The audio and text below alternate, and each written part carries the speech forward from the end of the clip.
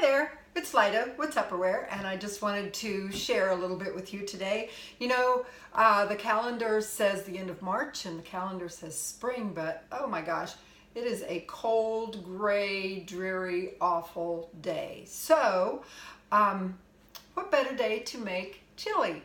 And so I just thought that I would share a little bit about that with you. You know, sometimes we have lots of tools in Tupperware that are helpful for things like making chili. I could just do it real quickly in my pressure cooker, and I do like to do that if I'm kind of short on time or running a little late or something. But on a day like today, I'm going to just get it started, and then I'm just going to let it simmer on the stove. But I did want to share with you one of the best things ever in Tupperware, the stack cooker. And if you have a microwave, you really need a stack cooker. And they do call it that because originally it was made to stack cook a whole meal, just a real convenience. You could put a side dish in the bottom, you could put your main dish, meat, in the middle, and then you could do a dessert or a vegetable on top. You could just stack all three of those and cook them all at once in your microwave. And so it's a real convenience and a real time saver.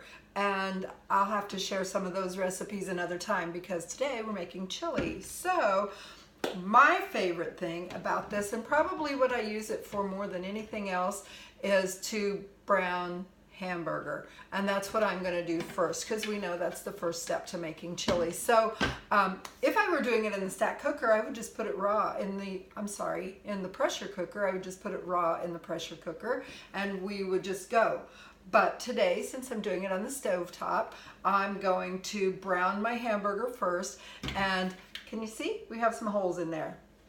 So this is great because, you know, if we were doing it the old-fashioned way, we would put that hamburger in a pan on our stove top and we would stand there, we'd have to watch it and we'd stir it around and it would probably splatter up the stove top and make a little mess. None of that is going to happen. None of that is going to happen. So I have right here, I took out of the freezer earlier in our handy little freezer container. I have a pound of hamburger and I'm just going to put that right in there. Love this big old spoon. We just call it the shovel because it's just big and wonderful. So I'm just putting the hamburger right in there. And you know what? I don't know about you, but I like to put a little onion in mine. And so Tupperware makes a tool for that too. I'm going to set this aside.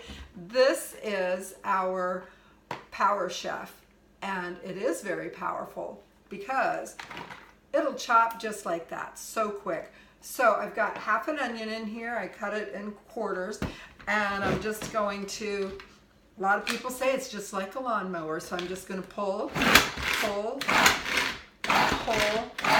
So I've got 4 pulls there, and I don't know if you can see that. It's chopped really as fine as I want it already. So I'm just going to put that right in on top of my hamburger, and we are going to put it right in the microwave. Now the rule kind of for time cooking this, cooking in the stack cooker period, is 5 minutes per pound. Really, that's all it takes in the microwave to cook. So back to that meal that I talked about, if we had a pound in our side dish and a pound on our main dish and then a pound on top, so that would be 4 pounds of food times 5 minutes. That's only 20 minutes in your microwave.